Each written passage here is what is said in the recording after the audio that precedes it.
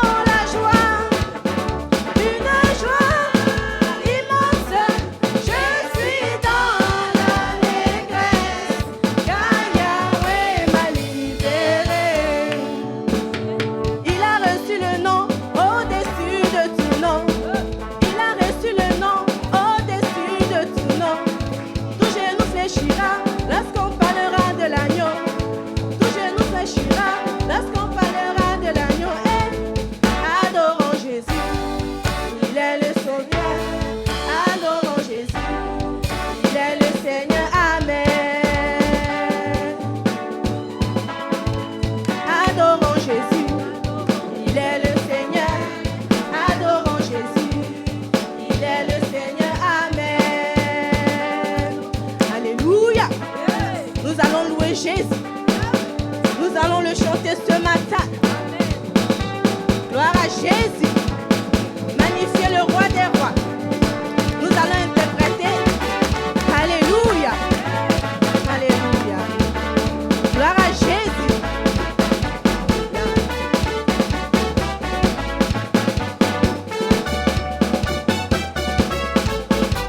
Là-haut, mon nom est écrit là-haut, là-bas.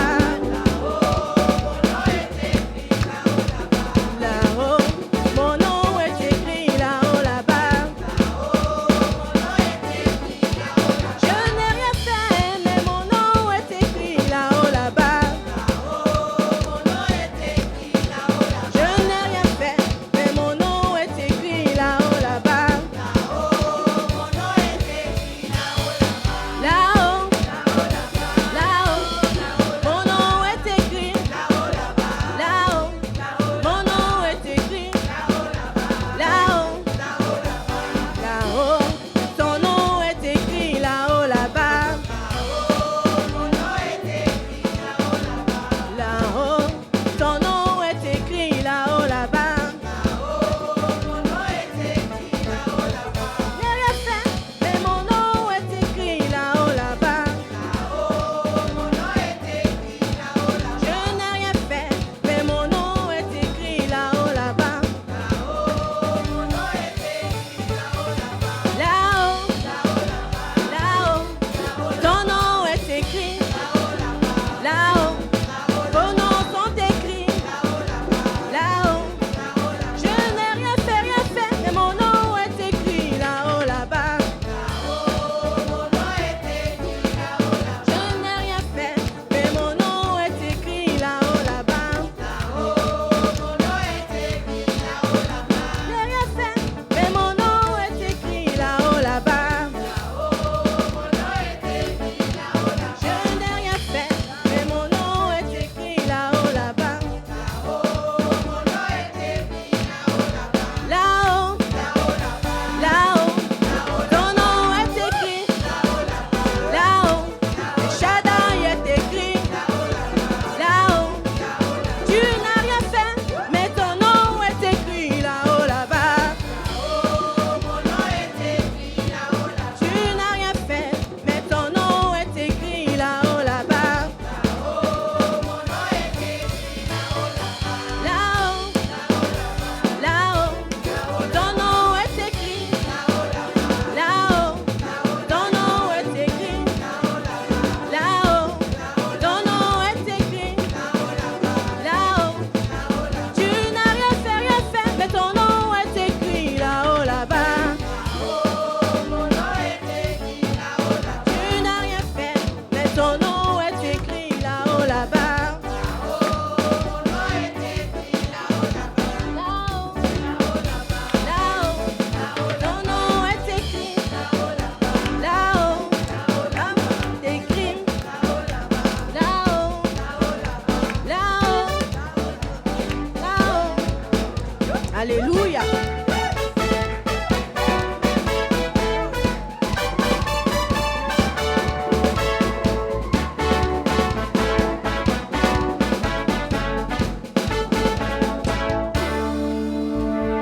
Je veux me réjouir en le Dieu de mon salut, en Jésus mon roi. Je veux me réjouir en le Dieu de mon salut, en Jésus mon roi. Je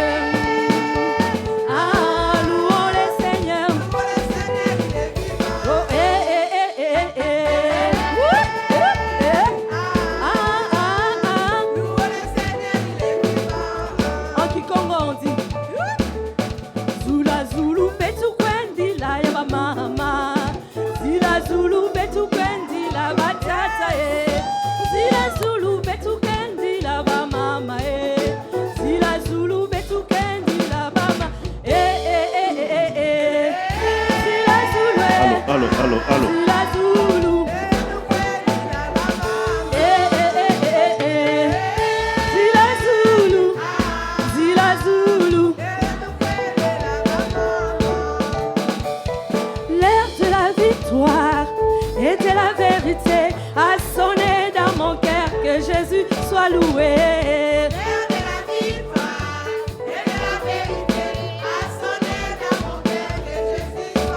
Oh, l'air de la victoire et de la vérité a sonné dans mon cœur, que Jésus soit loué.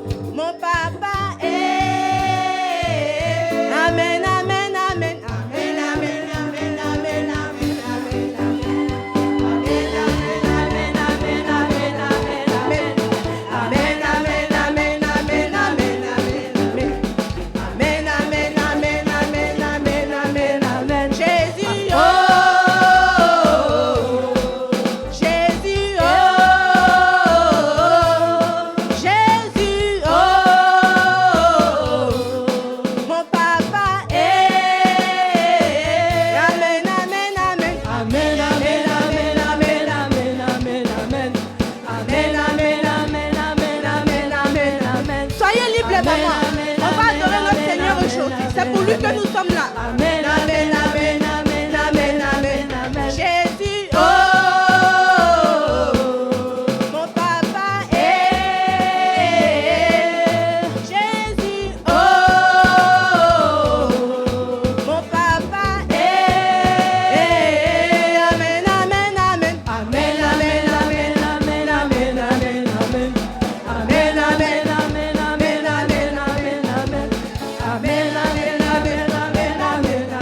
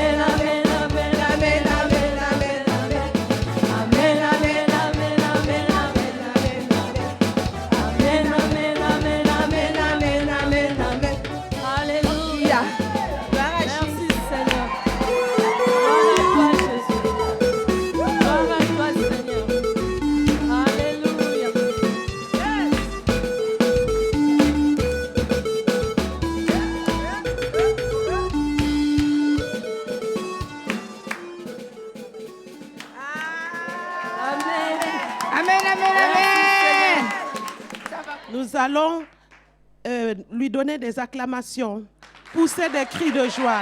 Alléluia.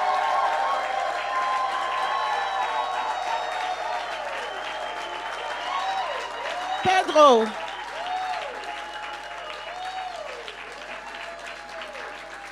C'est coupé, c'est fermé. Alors, d'accord, c'est fermé. Alléluia, alléluia. Nous bénissons le Seigneur pour l'occasion qu'il donne aux femmes de s'exprimer à El Shaddai. Alléluia. Dieu aime les femmes. Et vous avez vu comment il les a utilisées ce matin. La louange était formidable. La gloire de Dieu est descendue. Alléluia. Dieu nous a fait grâce. Il nous a donné 3 jours. Nous avons passé les 2 jours dans sa présence et aujourd'hui nous continuons. Mes sœurs, Dieu est en train de nous parler afin que nous puissions nous lever, que nous puissions nous réveiller davantage, qu'on ne recule pas parce que Dieu a besoin de chacune de nous. Quand les femmes se mettent debout, l'œuvre de Dieu va de l'avant. N'est-ce pas que nous sommes des messagères, une grande armée entre les mains de Dieu. Alléluia. Alors nous allons chanter ce chant qui dit, nous te disons merci. Nous allons rendre notre reconnaissance à notre Dieu. Comment on chante encore? Merci pour tous tes bienfaits. Vous aimez bien ce chant? Oui, voilà.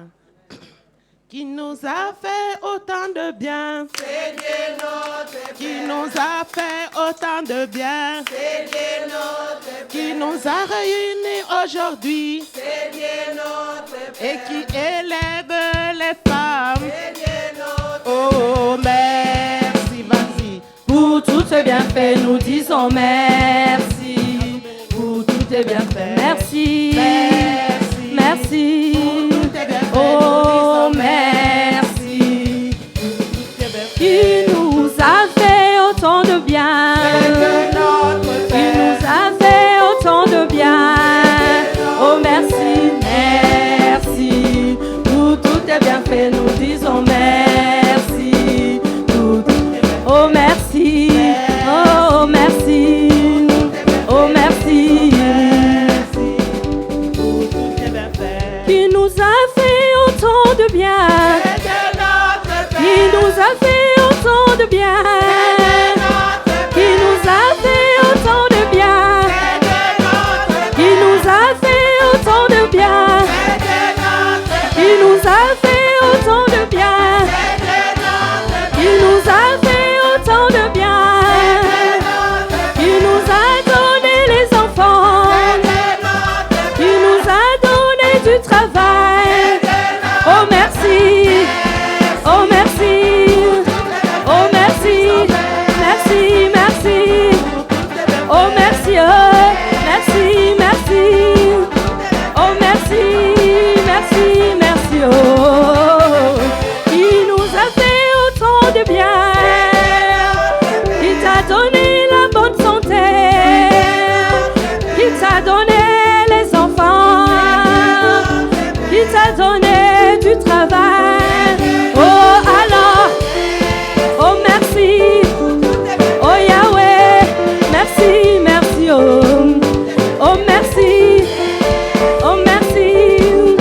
Oh merci. Merci. Oh, oh qui t'a donné El Shaddai. Oh qui t'a donné El Shaddai. Qui t'a donné El Shaddai. Oh merci, merci. Oh merci. Oh merci. Oh merci. Oh merci. Oh merci. Nana sale libiso bolamu. Zambe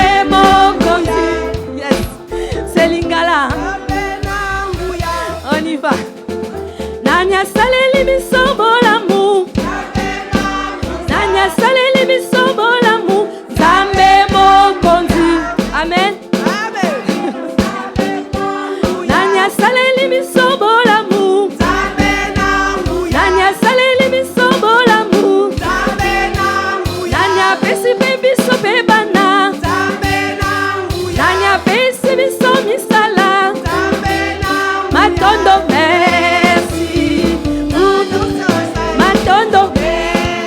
matondo na nyonso sali topesi matondo na nyonso sali matondo na nyonso sali matondo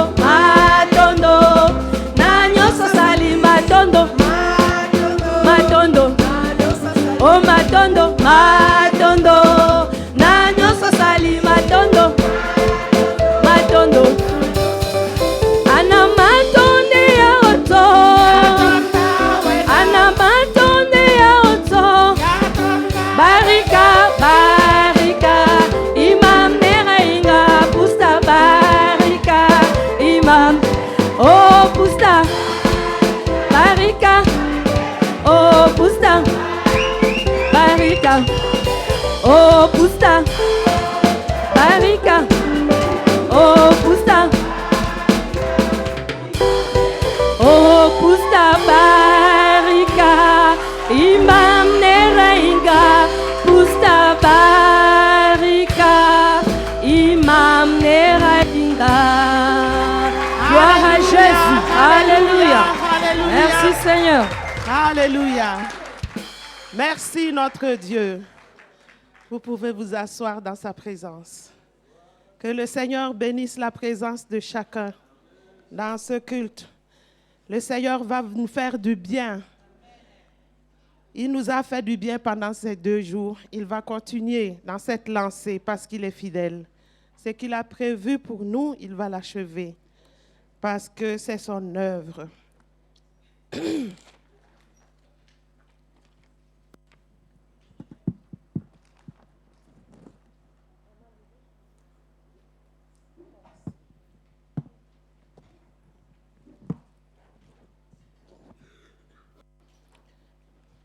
Nous souhaitons la bienvenue à tout le monde, à ceux qui nous visitent pour la première fois.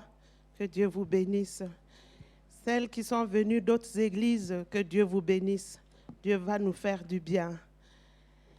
Notre texte, c'est le seul texte, l'unique texte que nous exploitons depuis le vendredi, qui c'est le passage. 1 Pierre 3, versets 1 à 6.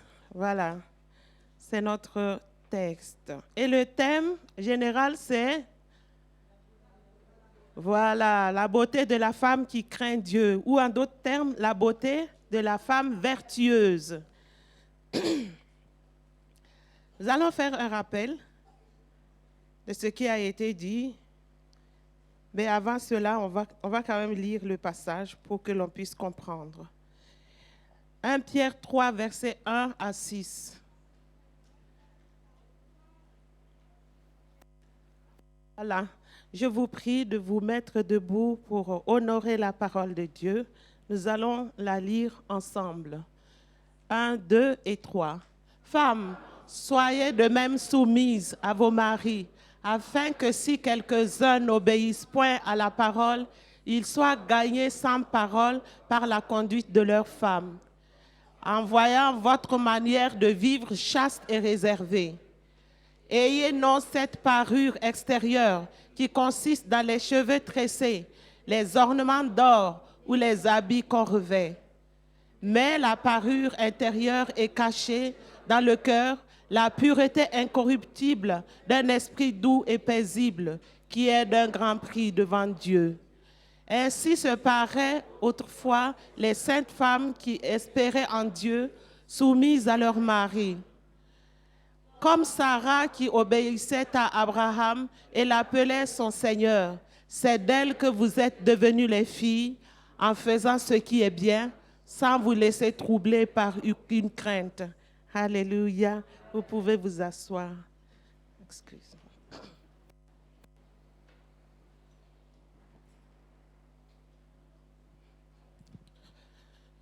Voilà. Pour rappel, le premier jour, c'était le vendredi, nous avions vu les caractéristiques de la parure intérieure,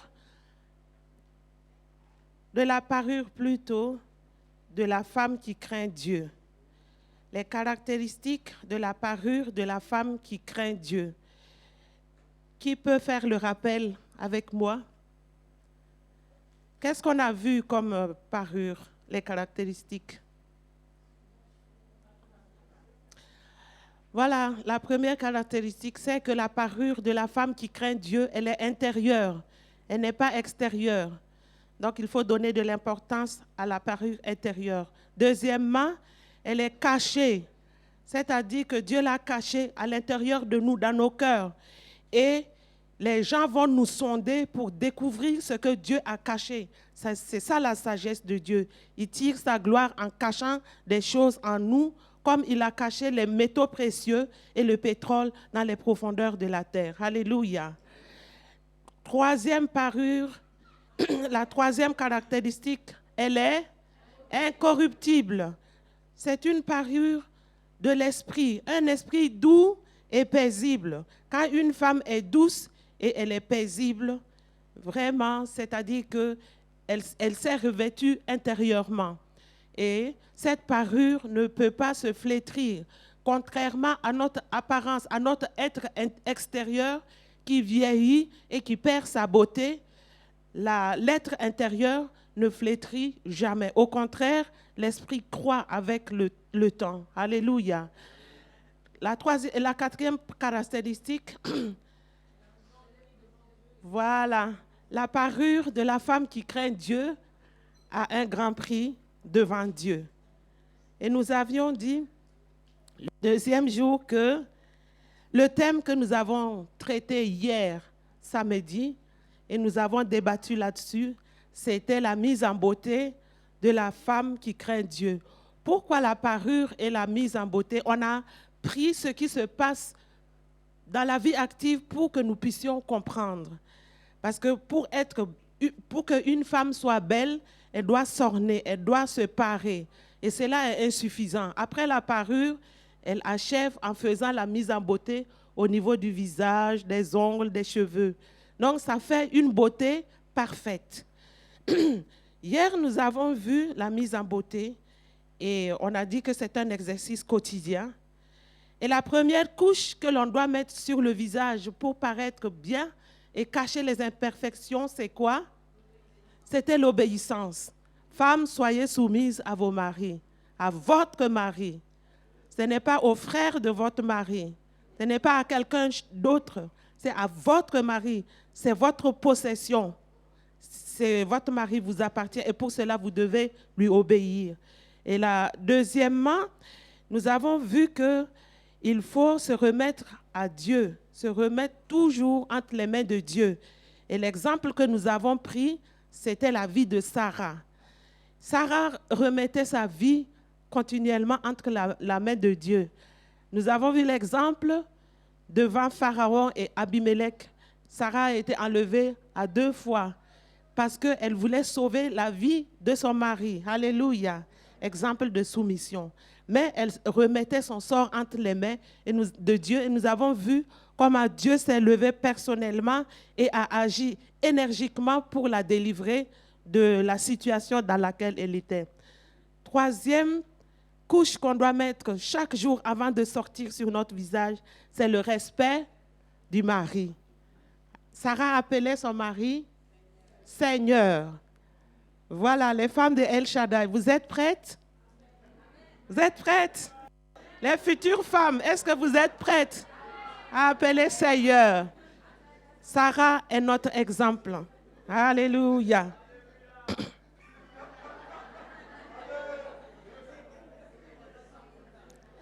Je vais quand même entrer un peu en profondeur dans ce qu'on a vu hier et on a débattu là-dessus.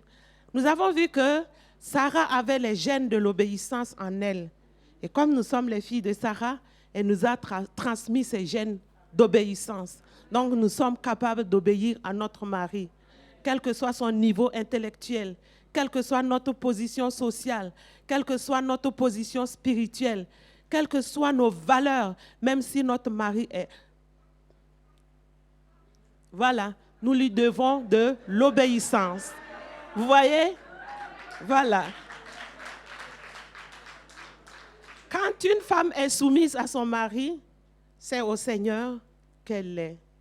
Parce que le Seigneur, nous avons pris l'exemple, Paul nous a donné l'exemple du rapport entre Jésus et l'Église pour que nous puissions comprendre le rapport entre le mari et la femme. Alléluia. Et c'est le Seigneur qui nous dit aussi de nous soumettre à notre mari. Jésus est le chef de l'Église. Vous êtes d'accord? C'est incontestable. Donc, une femme qui accepte son mari comme son chef, accepte Jésus comme chef de l'Église. Si tu ne reconnais pas la chefferie de ton mari, automatiquement tu refuses aussi la chefferie de Jésus sur l'Église. Donc, tu es en dehors de la volonté de Dieu. Alléluia. Et nous avions dit que le mari est le reflet de la position de Jésus. Voilà, donc Dieu a mis l'homme chef pour refléter la position de Jésus. Et d'ailleurs, allez au commencement, dans Genèse, vous allez voir que Dieu a créé la femme d'abord. Hein? Ah, il a créé l'homme, puis il a tiré la femme de la côte de l'homme. Donc, c'est une aide. Donc, voilà, c'est la position que nous respectons aussi en tant que femmes sauvées par le sang de Jésus. Il y a des grâces que Dieu répand sur la femme soumise à son mari. Tout comme Dieu a répandu des grâces abondantes sur nos vies grâce à l'œuvre de Jésus. Il est passé par Jésus pour répandre ses grâces sur nous. Dieu aussi passe par l'homme pour répandre ses grâces sur la femme. Donc, vous avez intérêt à vous soumettre à votre mari parce que votre grâce dépend de cela. Il y a des bénédictions liées à la femme soumise à son mari. Alléluia. Et aussi soumise aux autorités de l'Église. Une femme soumise est toujours bénie à travers son mari. Donc voilà, c'est comme une répétition. Aujourd'hui, nous allons parler de la position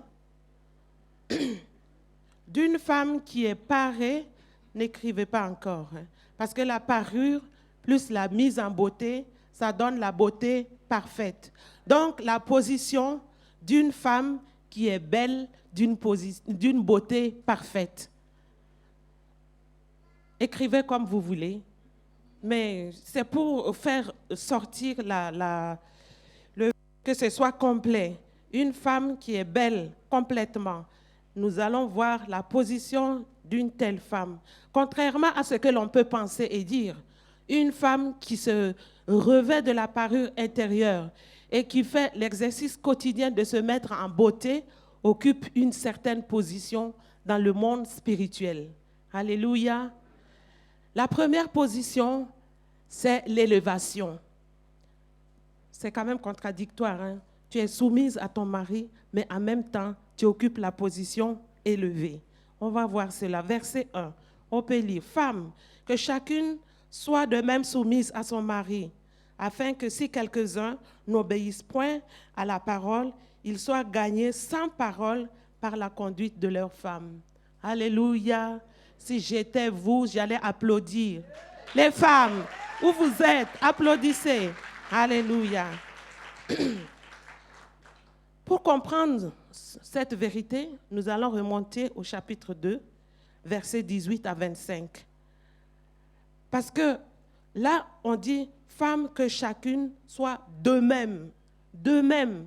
Donc, il y a quelque chose qui est avant et on dit maintenant de même. Qu'est-ce qu'on va voir? Qu'est-ce qui explique le de même? Chapitre 2, versets 18 à 25. Nous pouvons lire, je vais le lire. Serviteurs, soyez soumis en toute crainte à vos maîtres, non seulement à ceux qui sont bons et doux, mais aussi à ceux qui sont d'un caractère difficile, car c'est une grâce de supporter les afflictions par motif de conscience envers Dieu. Quand on souffre injustement, en effet, quelle gloire y a-t-il à supporter de mauvais traitements pour avoir commis de fautes? Mais si vous supportez la souffrance lorsque vous faites ce qui est bien, c'est une grâce devant Dieu.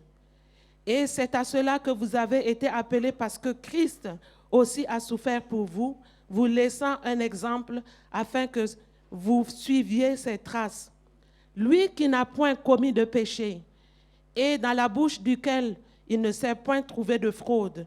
Lui qui injuriait ne rendait point d'injures, maltraité ne faisait point de menaces, mais ça remettait à celui qui juge justement. Lui qui a porté lui-même nos péchés en son corps sur le bois, afin que, morts au péché, nous vivions pour la justice. Lui par les meurtrissures duquel vous avez été guéris, car vous étiez comme des brebis errantes, mais maintenant vous êtes retournés vers le berger et le gardien de vos âmes. Amen. Alléluia. C'est un exemple de soumission. Ce que je viens de dire nous renvoie. C'est un exemple de soumission. Le verset 20. Verset 20. En effet, quelle gloire y a-t-il à supporter de mauvais traitements pour avoir commis des fautes? Mais si vous supportez la souffrance lorsque vous faites ce qui est bien, c'est une grâce devant Dieu. Bien-aimés, il y a beaucoup de femmes qui souffrent dans leur foyer, pas parce qu'elles ont fait des bêtises, simplement parce qu'elles sont femmes, ou bien simplement parce qu'elles ont la foi en Dieu. Voilà un exemple. Un exemple, il faut supporter injustement, car c'est une grâce de Dieu que de supporter injustement les choses. Alléluia. Le verset 21. C'est à cela que vous avez été appelés, parce que Christ aussi a souffert pour vous, vous laissant un exemple afin que vous suiviez ses traces. Voilà l'appel que Dieu demande à chaque femme ici, à El Shaddai, et à vous qui me suivez, si vous êtes femme. Souffrir pour le salut de votre mari est un appel que Dieu lance aux femmes, car Jésus est notre exemple par excellence. Parce que le texte que nous venons de lire dans 1 Pierre 3 parle du salut. Comment la femme doit se comporter pour que son mari soit sauvé. Donc ici, nous pouvons souffrir pour le salut de notre mari. C'est une grâce que Dieu offre aux femmes pour suivre les traces de Jésus-Christ. Jésus est l'exemple par excellence. Donc, nous pouvons nous tourner vers lui pour comprendre quand nous sommes face à des difficultés, quand nous sommes face aux problèmes quotidiens dans notre maison. Notre exemple par excellence, c'est Jésus. Et nous venons de lire comment il a souffert pour nous. Verset 24. Lui qui a porté lui-même nos péchés en son corps sur le bois, afin que, morts au péché, nous vivions pour la justice. Lui par les meurtrissures duquel vous avez été guéris, car vous étiez comme des brebis errantes, mais maintenant vous êtes retournés vers lui, le berger et le gardien de vos âmes. Dieu vous a placé auprès de votre mari pour un but noble, c'est une grande responsabilité que Dieu vous a donnée en tant que femme, oui, près de votre mari, pour le ramener, justement comme Dieu nous a ramenés vers notre berger, vers le gardien de notre âme. Et nous allons voir l'explication pour mieux comprendre. Dieu nous élève dans ce sens qu'il nous utilise pour le salut de notre conjoint. Et il nous demande ici l'outil d'évangélisation, l'outil que Dieu veut que nous puissions utiliser, c'est la soumission. La soumission, pourquoi? Parce qu'une femme qui craint Dieu marche dans la logique de ceux qui sont appelés à l'obéissance, c'est-à-dire l'obéissance de la parole de Dieu. Nous pouvons lire dans 1 Pierre 1, verset 2. Je lis pour que l'on puisse comprendre. Quand ça vient directement dans la Bible, de la Bible, ça frappe plus. Et qui sont élus, je commence par le premier, Pierre, apôtre de Jésus, à ceux qui sont étrangers et dispersés dans le Pont, la Galatie, la Cappadoce, l'Asie et la Bithynie, et qui sont élus selon la prescience de Dieu, le Père, pour la sanctification de l'Esprit, afin qu'ils deviennent obéissant. Donc, la femme qui craint Dieu est appelée à devenir obéissante. Donc, elle marche dans la logique de ceux qui sont appelés à être obéissants. Ça sous-entend qu'il y a d'autres qui marchent dans cette logique de désobéissance, ceux qui n'appartiennent pas à Dieu. Ton mari, il peut être païen. Ton mari, il peut être chrétien, mais choisit de ne pas obéir à la parole de Dieu. Donc, c'est la même chose. Alléluia. Il peut être un chrétien converti, né de nouveau, mais il y a des moments où il peut être tiré vers le bas. Et tu es là justement pour l'aider à remonter la pente, pas pour l'enfoncer. Alléluia. Elle fait face à une personne qui vit dans la désobéissance. Cette personne, peut-être païenne, comme je viens de dire, ou même chrétien, vivant dans la désobéissance. Et Dieu utilise la femme créant Dieu pour amener l'autre dans son camp, c'est-à-dire le camp des personnes qui vivent dans l'obéissance. Alléluia. Et là, Dieu utilise la femme comme un outil d'évangélisation. L'apôtre Pierre dit sans parole, c'est-à-dire sans sermon. Tu n'as pas besoin de sermonner ton mari. Quand il ne marche pas dans la voie de Dieu, Dieu t'a placé pour que tu puisses l'évangéliser autrement. Évangélisation par le renoncement à la revendication de tes droits. Nous sommes dans une société où l'on voit seulement, où l'on ne voit que les droits. Droit de l'enfant, droit de la femme, droit des travailleurs, droit de ci. On ne fait pas relever le devoir. Mais ici, même si tu as des droits, puisque tu comprends pourquoi Dieu t'a sauvé et Dieu t'a placé à côté de ton mari, tu vas te soumettre. C'est ça la soumission. Soumission, c'est l'absence de revendication de ses droits. C'est une offrande que tu donnes à ton mari, une offrande que tu donnes à Dieu, parce que tu marches dans l'obéissance. Alléluia. Évangélisation de cette manière pour résoudre les conflits. Comme la maman a dit hier, si on parle d'obéissance, si on parle de soumission, cela veut dire qu'il y a un conflit quelque part. Ça veut dire que c'est dur. Quand c'est doux, quand tout va sur des roulettes, pourquoi on va insister et demander aux femmes, soyez soumises? C'est parce que c'est dur. Il y a des moments où la femme doit prendre la décision de se soumettre uniquement parce qu'elle vise un but. Alléluia, le salut de l'autre. C'est la même chose au travail. C'est la même chose partout où vous vous trouvez, que vous soyez un artisan de paix. Alléluia. La femme qui comprend qu'elle est le gardien de l'âme de son mari ou de ses enfants comprend sa position en Jésus. Alléluia. Cette position l'élève, comme Matthieu 5, verset 15 le dit. On n'allume pas une lampe pour la mettre sous le boisseau, mais on la met sur le chandelier et elle éclaire tous ceux qui sont dans la maison. La maison, c'est qui?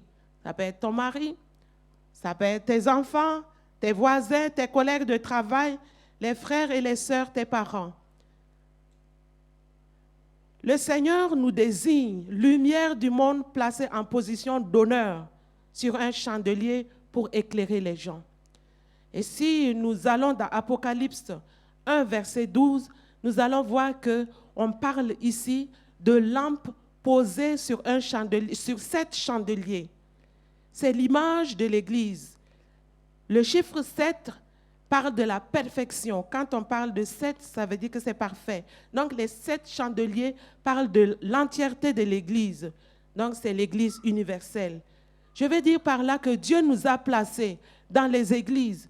Chaque femme a son église locale. Dieu nous a placés dans nos églises comme sur des chandeliers. Il nous a placés comme on place les lampes sur les chandeliers pour pouvoir éclairer.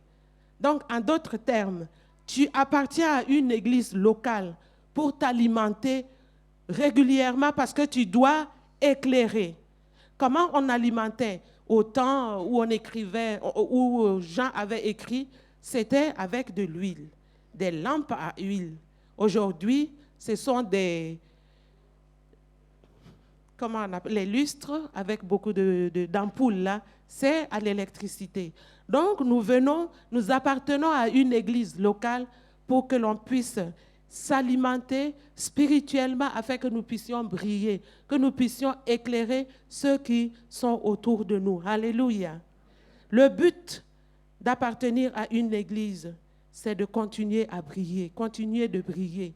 Dieu nous appelle à éclairer non-stop. Dans le tabernacle, les lampes devaient brûler tout le temps. On devait alimenter les lampes pour qu'il y ait de la lumière continuellement. Donc c'est la même chose. Mes sœurs, réjouissez-vous car Dieu vous a placé à El Shaddai ici. Comme on dépose des petites lampes sur un chandelier. Normalement, le chandelier a 7 branches. C'est ça, hein? Voilà. Donc Dieu nous a déposés sur le chandelier à plusieurs branches pour que l'on puisse briller dans le monde. C'est-à-dire, je me répète encore, dans notre maison, dans notre lieu de travail, partout où nous nous trouvons. Donc, il faut briller par votre soumission, sans parole. Soumission, la soumission est plus parlante que les versets bibliques. Et la soumission sous-entend des conflits, comme je viens de dire, et Dieu veut vous utiliser pour résoudre ces conflits par le silence et par le renoncement à vos droits. Ainsi, la paix vient dans la maison et c'est parlant, c'est plus parlant que les sermons. Vous pouvez mettre le doigt en disant, oui, toi tu désobéis à la parole de Dieu, tu es toujours comme ça, tu es mauvais. Vous pouvez citer tous ces mauvais caractères-là, mais ça ne va pas résoudre le problème. Au contraire, ça va l'aigrir. Ça va aigrir votre mari, ou aigrir votre patron, ou aigrir votre enfant, les personnes devant lesquelles Dieu vous a placé. Dieu vous donne un moyen de gagner ces personnes-là, pas par la force, par votre conduite simplement, comme le verset 3 nous le dit. Alléluia. En tant que croyante, Dieu nous appelle à l'obéissance de sa parole et à l'aspersion du sang de Jésus-Christ. Si ton mari vit dans la désobéissance de la parole de Dieu, toi, demeure dans l'obéissance. Il ne faut pas le copier. Toi, prends la résolution seulement de demeurer dans l'obéissance de la parole de Dieu, parce que c'est ça ton appel. Alléluia. Et ne quitte pas ton mari parce qu'il est non chrétien, parce qu'il t'agace. Alléluia. Parce qu'il est rebelle. Ne quitte pas ton mari parce qu'il est chrétien, mais il est rebelle à la parole de Dieu. Il ne faut pas dire, oui, moi je suis fatigué, je vais divorcer et j'aurai la paix. Quelle paix? Tu n'auras pas la paix. Tu vas divorcer, aller prendre un autre mari. Tu crois que les hommes sont différents? Ils sont tous pareils. Hein? Un homme, c'est un homme. Alléluia. Un homme, c'est un homme. Quand il a besoin de soumission et toi, tu choisis de ne pas te soumettre, il va te faire voir que c'est lui le patron, c'est lui le chef. Et c'est son droit, c'est comme ça que Dieu l'a créé. Il l'a placé pour qu'il prenne les décisions. Il s'attend à ce que tu sois soumise et toi tu viens, tu veux dicter les choses. Il va dire mais comment? Mais comment? Et mais comment là? Et toi aussi tu vas répondre, ça va devenir la bataille. Et pour finir, tu vas partir. Donc tu vas vivre de divorce en divorce, divorce en divorce. Il faut simplement appliquer la parole de Dieu te concernant. Simplement.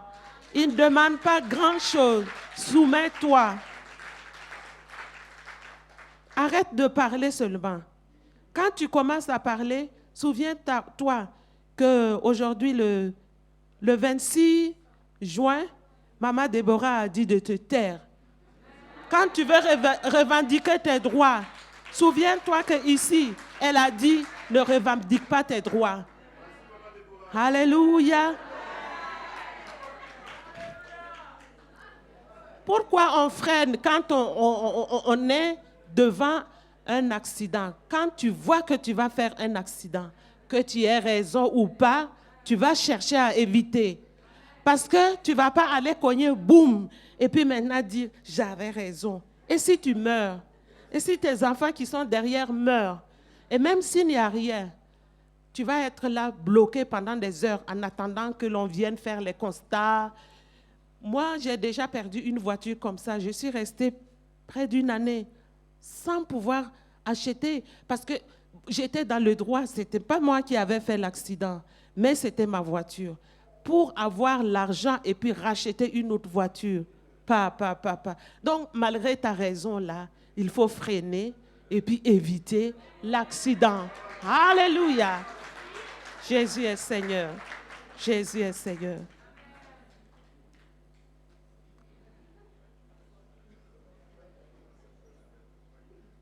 Ton mari doit être constamment frappé par la pureté de ta vie et par le respect pour Dieu. Quand tu refuses de commettre les péchés, quand ton mari te pousse à commettre justement ces péchés-là et que tu résistes, il va être frappé par la pureté de ta vie. Alléluia. Je me rappelle un jour, je voyageais, j'étais au lycée et mes parents étaient à 140 km de là où j'étais.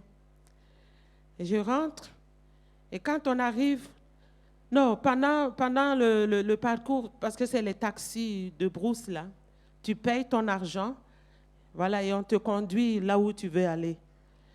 Et le propriétaire du véhicule vient me réclamer l'argent. J'ai dit, mais je t'ai payé. Et c'était la discussion. Moi, je ne me suis pas laissé faire. J'ai payé. Et il m'a dit, tu n'as pas payé. Donc, comme c'était devenu discussion sur discussion, les gens qui étaient là ont voulu s'intéresser. Moi, j'ai expliqué, et puis les hommes ont dit, nous, on connaît son papa. Cette fille-là ne peut pas tricher. Laisse l'enfant tranquille. Et puis, il m'a laissé tranquille et partir. Donc, mon papa, qui est le pasteur dans le village, tout le monde le connaît. Tout le monde le connaît parce qu'il est droit. Il est droit. Même si tu dois un grain d'arachide, il va te remettre cela. Il ne va pas manger le grain là. Donc, tout le monde le connaît dans le village. Et puis, ils ont dit, on connaît son papa. Donc, laisse-le tranquille. Si tu touches à cet enfant, tu verras. Donc, il faut que les gens soient frappés de la pureté de votre vie aussi. Deuxième position, de la femme dont la beauté intérieure est parfaite, c'est la position de visibilité, comme je viens de commencer. Verset 2 au verset 6. Je lis quand même, je lis. Verset 2 au verset 6. En voyant votre manière de vivre chaste et respectueuse, et non cette parure extérieure qui consiste dans les cheveux tressés, les ornements d'or ou les habits qu'on revêt, mais la parure intérieure est cachée dans le cœur, la pureté incorruptible d'un esprit doux et paisible qui est d'un grand prix devant Dieu. Ainsi se paraît autrefois les saintes femmes qui espéraient en Dieu, soumises à leur mari, comme Sarah qui obéissait à Abraham et l'appelait son Seigneur. C'est d'elle que vous êtes devenues les filles, en faisant ce qui est bien, sans vous laisser troubler par aucune crainte. Je lis tout cela pour dire que nous occupons une position de visibilité. Une femme qui est belle intérieurement est comme un phare, elle est visible, elle est incachable. Tout le monde la voit. Alléluia. Matthieu 5, verset 14 le dit. Vous êtes la lumière du monde. La ville située sur une montagne ne peut être cachée. Donc la femme nous a placés, et Dieu nous a placés en tant que femmes en position élevée pour que nous soyons visibles. Et nous savons que la lumière dans les ténèbres attire toujours des insectes. Quand c'est la nuit et puis on allume, les insectes viennent à cause de la visibilité. Nous allons voir l'exemple de quelqu'un qui s'est laissé voir par ses œuvres. Il s'agit de Ruth. Ruth, chapitre 2, verset 2, versets 5 à 7, et puis versets 10 à 11, nous n'allons pas lire parce qu'on n'a pas le temps. Mais là, les gens ont vu qu'elle était réellement convertie parce qu'on a dit qu'elle a dit à sa belle-mère, ton Dieu sera mon Dieu. Et ses œuvres ont montré qu'elle était réellement convertie. Elle a changé du tout au tout. Elle était obéissante à sa belle-mère. Elle suivait tout ce que sa belle-mère lui disait. Alléluia. On revoit ici encore la soumission. Elle était soumise à sa belle-mère et elle était respectueuse. Tout ce que sa belle-mère lui disait, elle le faisait. Et elle était travailleuse. Elle a demandé la permission à sa belle-mère d'aller glaner dans un champ. Et elle a dit, si Dieu me permet, donc elle a mis encore Dieu devant elle. Et Dieu l'a conduite dans le champ de Boaz, un riche. Et quand Boaz est venu, il a demandé, qui est cette jeune fille? Les travailleurs ont parlé du bien d'elle, parce qu'elle était visible de par son comportement. Alléluia. Ce n'est pas comme les filles de Jérusalem, quand j'avais introduit le premier jour, qui marchaient le cou raide, qui étaient effrontées et qui traînaient les pas.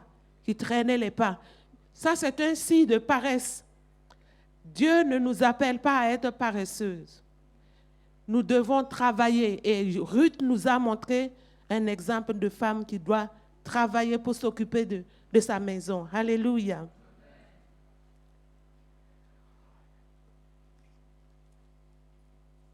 Et elle est un exemple de chasteté aussi, parce que là, au verset 2, on nous dit que notre manière de vivre chaste doit être convaincante. Aujourd'hui, il y a beaucoup de femmes qui font du mal, qui font du tort à leur mari en copiant leur exemple. Parce que le mari est papillon, elle aussi, elle va se comporter comme un papillon pour pouvoir rendre le mal pour le mal. Même dans l'église, Dieu nous interdit cela.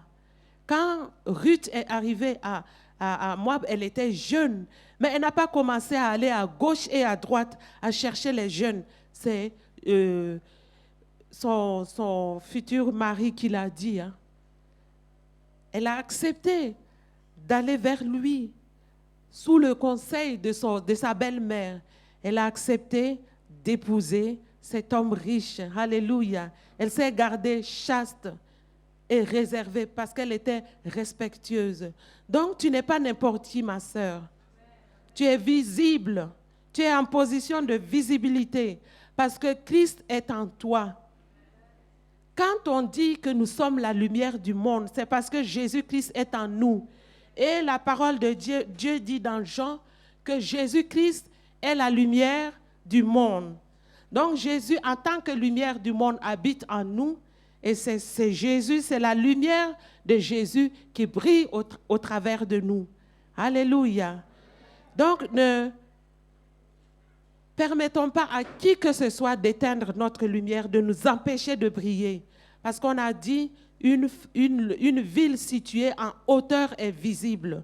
Dieu nous a mis aussi en position élevée pour que nous puissions briller par notre bon caractère, briller par notre bonne volonté, briller par nos bons désirs, briller par des bonnes émotions et une bonne intelligence. Vous savez, il y a des gens qui sont intelligents, mais dans le mal.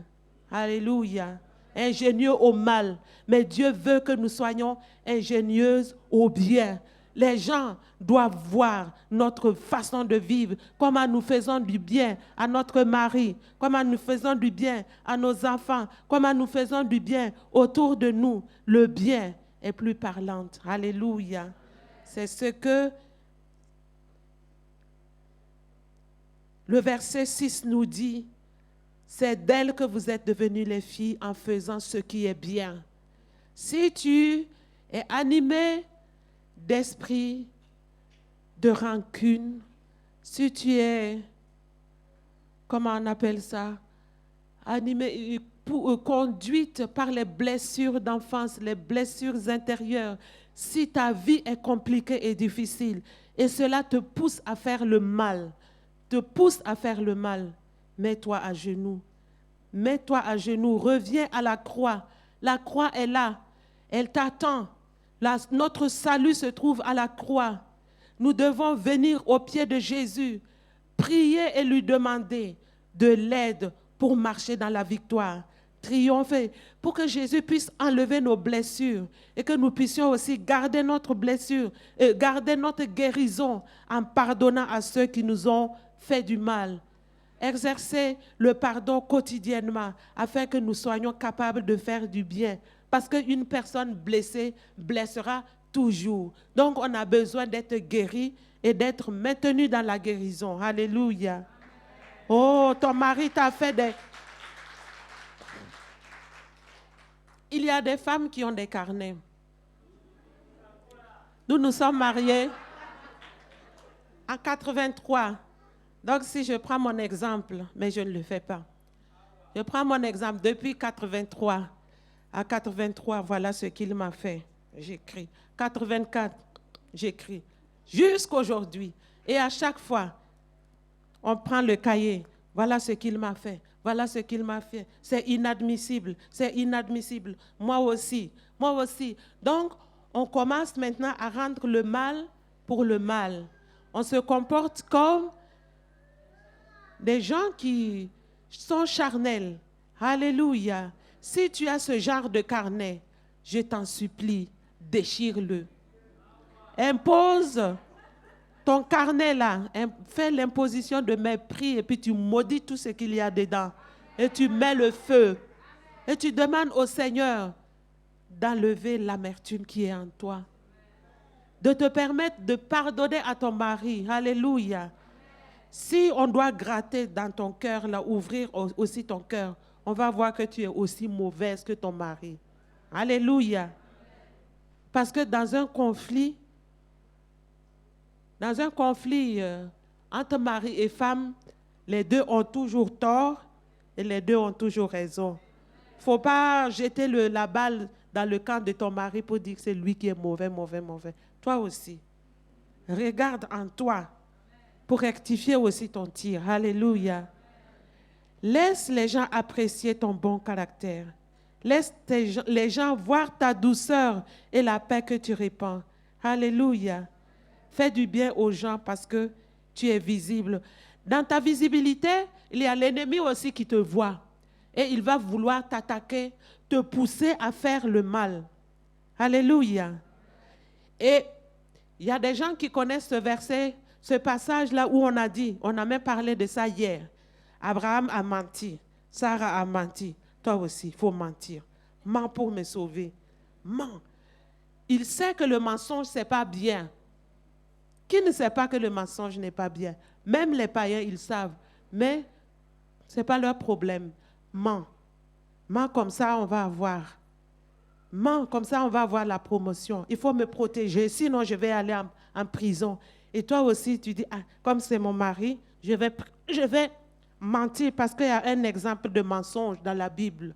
On dit qu'Abraham et Sarah étaient des hommes de foi. Pourtant, ils ont menti. Donc, moi aussi, je peux mentir. C'est faux. Alléluia. Si ton mari te pousse à mentir, appuyez sur ce verset biblique. Je te demande de lire Genèse 20, versets 11 à 13. Nous allons lire ensemble Genèse 20, versets 11 à 13. Comme ça, il aura la réponse. Alléluia. Parce que le mensonge, c'est un péché. Aussi petit soit-il, c'est un péché. C'est pour cela qu'il ne faut pas encourager les enfants à mentir. Il y a des gens qui forment leurs enfants à mentir. Ils laissent le téléphone à la maison parce qu'ils veulent être tranquilles. Et la personne même peut être là et on donne le téléphone à l'enfant. Quand le téléphone sonne, est-ce que maman est là? Non, elle n'est pas là. Elle est sortie. Elle est allée où? Je ne sais pas. Alors que maman est là. Est-ce que papa est là? Non, papa n'est pas là. Papa est allé je ne sais pas où. Alors qu'il est là. Parce que papa et maman ont dit à l'enfant, dis ça, répète ça, parce que je ne veux pas qu'on me dérange. Et après, vous allez vous étonner que l'enfant ment. Le mensonge, c'est un péché. Genèse 20, verset 11. Abraham répondit à Abimelech, je me disais qu'il n'y avait sans doute aucune crainte de Dieu dans ce pays et que l'on me tuerait à cause de ma femme. Verset 12. De plus, il est vrai qu'elle est ma sœur, fille de mon père. Seulement, elle n'est pas fille de ma mère et elle est devenue ma femme. Donc, c'était vrai ou pas? Abraham a demandé à Sarah, si j'arrive quelque part, il faut te présenter comme ma sœur. C'était sa sœur, non? Parce qu'il ne voulait pas de problème, il voulait avoir la vie sauve. Donc ne dites pas, oui, Abraham a menti, Sarah a menti, donc moi aussi je dois mentir. Il faut regarder bien, il faut bien connaître votre parole, la parole de Dieu. Ici, c'est clair et net qu'il n'y a pas eu de mensonge. Bien-aimé, votre mari, il va vous tester aussi pour savoir si vraiment votre foi est authentique. Il va vouloir vous amener à pécher contre Dieu, mais tenez ferme. Tenez ferme, parce que vous êtes visible. Alléluia. L'objectif de la visibilité, c'est l'attirance. Ici, Dieu permet que ta main droite, que ce que ta main droite soit connu de la main gauche pour que la gloire lui revienne. Matthieu 5, verset 16. Parce que généralement, on dit quand tu fais du bien, quand tu donnes la main droite, ne laisse pas la main gauche savoir. Non, n'est-ce pas? Tout ce que nous faisons, on ne le fait pas pour la gloire, on ne fait pas pour notre gloire. Mais ici, Dieu nous donne l'autorisation de faire connaître notre bonne conduite. Parce que tout cela va amener un résultat qui va donner gloire à notre Dieu. Alléluia. La conversion de l'autre. La femme qui craint Dieu est en position élevée comme évangéliste, comme gagneur d'âme, de par sa conduite. Elle est en position de visibilité parce que tout le monde la regarde. Et en la regardant aussi, en voyant sa bonne manière de conduire, l'homme peut changer de direction. Il peut quitter le camp de désobéissant pour entrer dans le camp d'obéissant à la parole de Dieu. Juste simplement par la conduite de la femme. Troisième position de la femme parée intérieurement, c'est que nous occupons la position de fille de Sarah. Verset 6. Sarah est un modèle de foi. Alléluia. Tout comme Jésus expliquait aux Juifs qui se proclamaient enfants d'Abraham, Jésus leur disait qu'ils ne le sont pas car leurs œuvres prouvaient le contraire. Jean 8, verset 39. Donc, en d'autres termes, nous qui sommes les filles de Sarah, nous devons reproduire les actes de Sarah. Tout ce que Sarah a fait, nous devons le reproduire. Si nous voulons nous proclamer filles de Sarah, nous devons faire exactement comme elle. Alléluia. Parce que Sarah était agréable à Dieu. Elle fait partie des héros de la foi dans le livre d'Hébreux. Quand vous lisez Hébreux 11, vous allez voir qu'elle fait partie de la liste des héros de la foi. Donc, c'était une femme de foi. Mais Jacques 2, versets 21 à 24, nous dit que la foi sans les œuvres, elle est morte. Et ici, notre passage de 1 Pierre 3, versets 5 à 6, dit que Sarah était parée intérieurement. Elle était soumise à son mari et elle appelait son Seigneur et lui obéissait. Donc, elle a produit des œuvres. Alléluia. Par conséquent, Sarah a été justifiée par la foi et par les œuvres. La foi en Dieu agit avec les œuvres et par les œuvres, la foi est rendue parfaite, c'est-à-dire complète.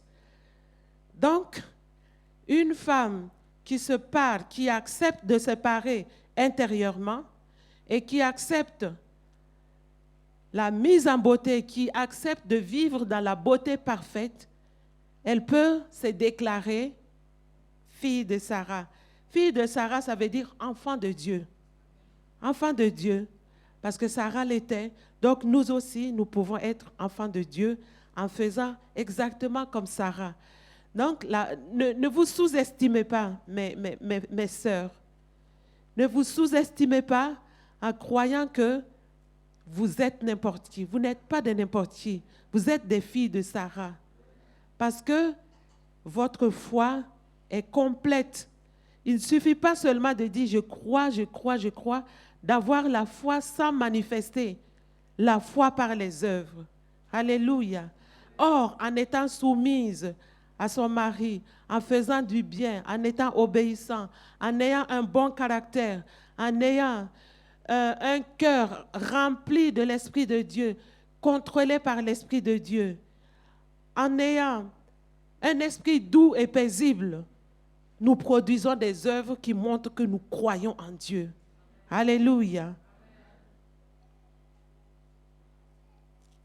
Rahab a été confirmée aussi par ses œuvres. Elle avait cru que le Dieu d'Israël allait livrer son pays entre les mains d'Israël. Et elle a produit des actes qui ont permis son salut. Donc, nous les femmes de El Shaddai, nous devons produire des œuvres de notre salut en obéissant tout simplement à la parole de Dieu. Soyons des descendantes de Sarah en acceptant la soumission. Vous savez, l'émancipation de la femme est en contradiction avec tout ce que nous venons de voir. Vous êtes d'accord? Nous, notre émancipation se trouve dans notre capacité d'être soumise et de nous parer intérieurement. Alléluia.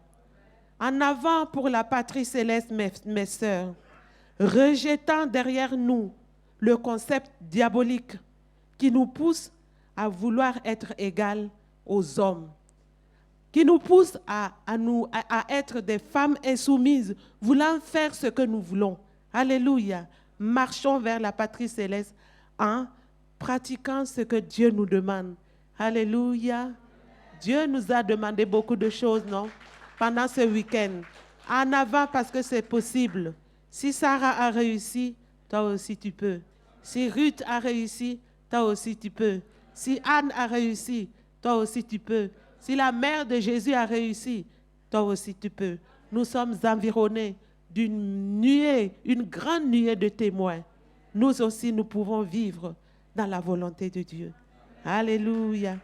Gloire soit rendue à notre Dieu.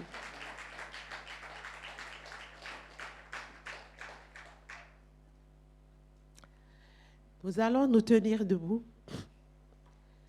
et prier pour la parole de Dieu que nous venons d'entendre. Nous allons prier afin qu'elle produise son effet en nous. Parce que notre simple volonté est insuffisante. Nous comptons toujours sur Dieu pour nous aider à mettre sa parole en pratique. Nous pouvons prendre la décision, avoir la volonté d'obéir à la parole de Dieu. Mais si le Saint-Esprit ne nous aide pas, nous ne pouvons pas. Parce que c'est Dieu qui crée le vouloir et le faire en nous. Et c'est lui qui nous rend capables d'obéir à sa parole. Pour cela, nous allons prier afin qu'il nous aide à atteindre cette dimension de vie. Alléluia. Prions.